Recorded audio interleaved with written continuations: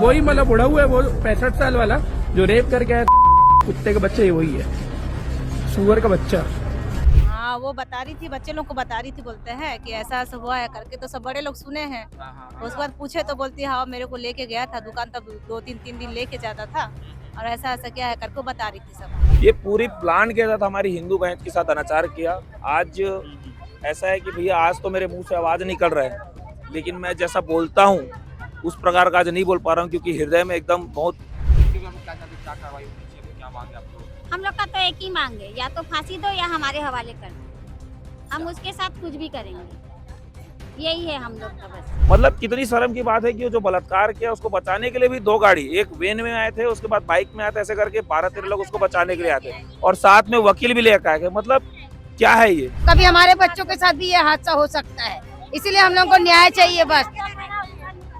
दुकान नहीं रहना चाहिए उसका, वहाँ पर दुकान नहीं रहना चाहिए, उसको बुलडोजर चलाना चाहिए। और ये अभी गिरफ्तार हो चुका है।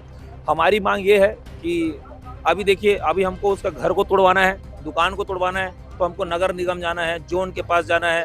दोस्तों, एक 10 साल की बच्ची कितनी बड़ी होती होगी? आपको जब मैंने कहा 10 साल, तो आपके ना आसपास में जो बच्चियां घूमती हैं, आपको उनका चेहरा याद आ गया होगा। जरा सोचिए, एक 10 साल की बच्ची के साथ एक 65 वर्षीय बुजुर्ग ने दुष्कर्म किया। आपको लग रहा होगा मैं कहानी कह रहा हूँ, लेकिन ऐसा नहीं है। अमानवीय काम हो चुका है छत्तीसगढ़ की राजधानी रायपुर में, और यहाँ पर खड़े लोग उस बात का सबूत है। अभी हम खड़े हैं छत्तीसगढ़ की राजधानी रायपुर के विजय शर्मा उप मुख्यमंत्री के निवास के सामने में, और ये लोग खड़े हैं अपनी उस बच्ची के इंसाफ के लिए, उस इंसाफ के लिए जो ये बात करती है, इस बात को मांगती है और ये कहती है कि उसके साथ जो हुआ वो गलत हुआ, तो दोबारा नहीं होना चाहिए और इसके लिए कड़े से कड़े नियम उठाने चाहिए। आपको मैं यहाँ पे जो लोग बैठे हैं उनसे बातचीत कराने का प्रयास करूंगा, थोड़ा आ जाएंगे आप लोग। आप मतलब आपको पता कब चला सब हुआ बोल के? ये कल पता चला भैया। बच्ची आकर के बताइए क्या हुआ, बताइए। हाँ वो बता रही थी, बच्चे लोग को बता रही थी, बोलते हैं कि ऐसा ऐसा हुआ है करके, तो सब बड़े लोग सुने हैं। उसके बाद पूछे तो बोलती हाँ मेरे को लेके गया था दुकान, तब 2-3 दिन लेके जाता था और ऐसा ऐसा क्या है करके बता रही थी सब। उसके बाद फिर आप लोगों ने कौन सा सिविल थाना में रिपोर्ट दर्ज कराई? हाँ उसके बाद आए थे सिविल, पार्षद जी को पहले गए थे, तो पार्षद जी बुलाए थे सबको, उनके घर वाले को, जो है उनका भाई बहन कोई भी रहे, सब आ गए थे झंडा चौक में। हाँ आप वो बच्ची कहाँ, मतलब वो कहाँ पर निवासी है लोग, क्षेत्र कहाँ काम करना है? झंडा चौक का ही है। हाँ झंडा चौक, मेन झंडा चौक है। हाँ झंडा चौक का है, मेन झंडा चौक में घटना हुआ है। क्या नाम है वो आदमी का? उसका नाम नहीं मालूम। अच्छा, ये सब के बारे में क्या चाहते हैं, क्या कार्रवाई होनी चाहिए, क्या मांगे आप लोग? हम लोग का तो एक ही मांग है, या तो फांसी दो या हमारे हवाले कर दो, हम उसके साथ कुछ भी करेंगे, यही है हम लोग का बस। हाँ दुकान तोड़ा जाए, दुकान भी, उसका घर द्वार साफ, उसकी बेटी को बात करने का। हाँ जी, क्या बोल रहे, बोलिए। आज हमारे बच्चे के साथ हुआ है, कहीं वो दुकान के वजह से कल दूसरे के बच्चे के साथ ना हो। हम वहाँ पे हमारे बच्चे को छोड़ के हम दिन भर कमा के खाने, बच्चों को छोड़ के हम भी कमाने खाने जाते हैं, बच्चों को छोड़ के वहाँ खेलते कूदते रहते हैं बच्चे सब। कभी हमारे बच्चों के साथ भी ये हादसा हो सकता है, इसीलिए हम लोगों को न्याय चाहिए बस। दुकान नहीं रहना चाहिए उसका, वहाँ पर दुकान नहीं रहना चाहिए, उसको बुलडोजर चलाना चाहिए। दुकान तोड़े जाने की बात यहाँ पे कर रहे हैं। अभी दोस्तों बहुत बड़े सवाल ये उठता है कि सन 2019 से लेकर के 23 तक पूरे देश भर में 1.5 लाख जो मामले हैं वो सामने आए हैं। अगर औसतन हम निकालते हैं तो देश भर में 80 से 85 केस रोज सामने आते हैं। छत्तीसगढ़ रायपुर पुलिस का भी ये कहना है कि डाटा के अनुसार हर 102 दिनों में एक रेप केस का मामला सामने आता है, और अब इस पूरे मामले से छोटी छोटी बच्चियां भी छूटी नहीं है। छोटी बच्चियों के साथ भी ऐसा अमानवीय काम किया जा रहा है। अभी यहाँ समर्थन में जो बजरंग दल, विश्व हिंदू परिषद, हिंदू संगठन के लोग उतरे हुए हैं, कि समर्थन में जो लोग उतरे हुए हैं उनसे बातचीत करेंगे, बातचीत करने का प्रयास करेंगे और जानेंगे कि पूरी घटना क्या है। आप थोड़ा सा हम लोग से बात करने का प्रयास करेंगे। भैया 2 मिनट, क्या आपको 2 मिनट ले सकता हूँ? आपको 2 मिनट बस। भैया इसका नाम बता दीजिएगा एक बार, कौन है आरोपी, क्या है उसका घटना बता दीजिए एक बार।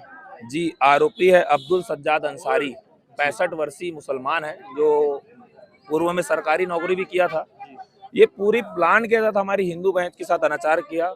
आज ऐसा है कि भैया आज तो मेरे मुंह से आवाज निकल रहा है, लेकिन मैं जैसा बोलता हूँ उस प्रकार का आज नहीं बोल पा रहा हूँ, क्योंकि हृदय में एकदम बहुत, मैं शब्दों की आज मेरे पास कमी है, शब्द चयन नहीं कर पा रहा हूँ मैं, क्योंकि जिस प्रकार से आरोपी ने हमारी गरीब हिंदू बहन को चॉकलेट के बहाने, कुरकुरे के बहाने लगातार 4 दिन तक अनाचार किया, जो कि बहुत ही निंदनीय है, शर्मनाक घटना है।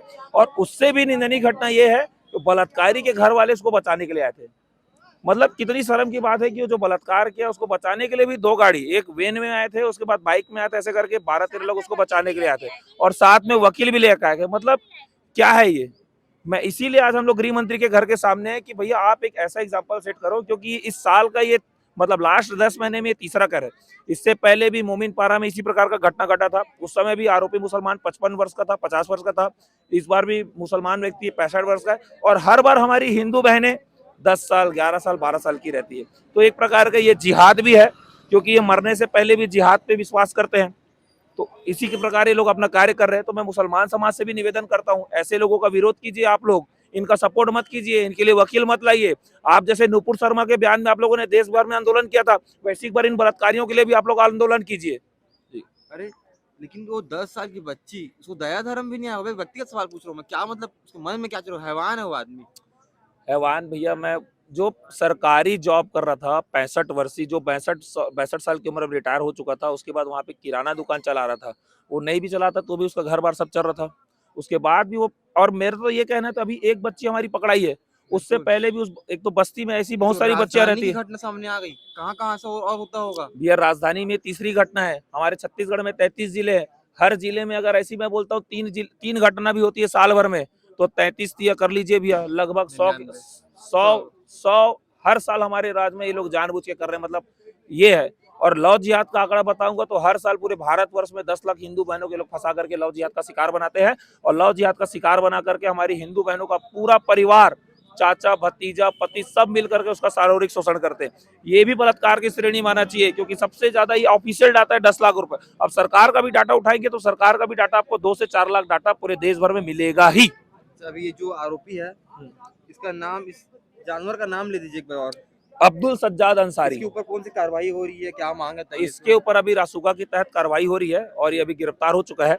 हमारी मांग ये है कि अभी देखिए, अभी हमको उसका घर को तोड़वाना है, दुकान को तोड़वाना है, तो हमको नगर निगम जाना है, जोन के पास जाना है, जोन अधिकारी के पास जाना है, फिर मंत्री के पास जाना है, फिर महापौर मैडम के पास जाना है। इसीलिए हम सब इकट्ठा करके आज गृह मंत्री घर के सामने आ गए कि भैया हम सब तुम्हारे घर के पास नहीं जाएंगे, क्योंकि हम लोग प्रार्थी है ना, हम लोग अपराधी नहीं है, प्रार्थी हैं। अभी यही घटना अगर वो मुसलमान व्यक्ति किया रहता तो हमारे घर जा करके सबसे पहले वो आग लगा देता, वो हमारे आदमी को दौड़ा दौड़ा के मारता, उसको कानून में बिल्कुल भरोसा नहीं रहता, वो सबसे पहले वो अपना हथकंडा अपनाता, उसके बाद लास्ट में कानून के पास जाता, और उसके समाज वाले लोग भी उसका साथ देते। तो मैं इसीलिए हम सब अभी यहाँ पे इकट्ठा हुए हैं। अभी तो हम प्यार से बात कर रहे हैं, उसके बाद जिस काम के लिए विश्व हिंदू परिषद बजरंग दल फेमस है, वो काम बिल्कुल हम 15 से 16 दिन करेंगे, क्योंकि तहसीलदार साहब ने, एसडीएम साहब ने हमको 15 से 16 दिन का समय मांगा है कि 15 से 16 दिन का समय दीजिए, अगर हम नहीं कर पाएंगे तब आप अपनी कार्रवाई करना। ये बहुत जरूरी नहीं हो जाता कुछ ऐसा एग्जाम्पल सेट करना, ताकि दोबारा ऐसा कुछ मत हो? जी देखिए, मैं तो छत्तीसगढ़ शासन से मैं बार बार वही मांग कर रहा हूँ, चाहे जो दारू बेचने वाला है, चाहे गांजा बेचने वाला है, उनके पैर में एक गोली मार दीजिए ना आप। अंबिकापुर से सुकमा से 5 लोगों को गोली मार दो। ये जो कानून का जो रेशियो अभी लगातार बढ़ रहा है ना, वो सडनली देखना 50 से 60% गिर जाएगा, क्योंकि अभी अपराधियों के मन में डर नहीं है, क्योंकि वो लोग कानून से खेलना सीख गए हैं। उन लोग एक चीज समझ गए हैं कि 1 किलो गांजा पकड़ना है तो 1 महीना अंदर जाना है, आधा किलो गांजा है तो 10 दिन के लिए जाना है, और थोड़ा सा गांजा है तो उसी दिन थाने से छूट जाएंगे।